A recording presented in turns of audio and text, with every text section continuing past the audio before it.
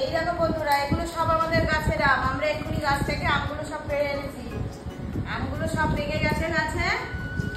তো এখানে দুটো গাছের আম আছে।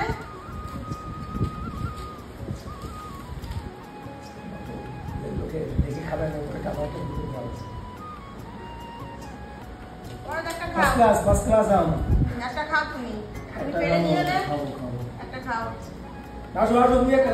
বাড়ির সদস্য সব এসে গেছে, সবাই আম খাও। কোনো ওষুধ দেওয়া নেই, কিচ্ছু দেওয়া নেই। এগুলো একটু হলুদ হলুদ হয়েছে, আবার এই আমগুলো একটু কালো কালো। এগুলো পেকে গেলে একদম ভিতরে পুরো একদম হলুদ, খেতে খুব মিষ্টি। এখন আরো দুটো গাছে আম আছে, ওগুলো পরে দেখাবো।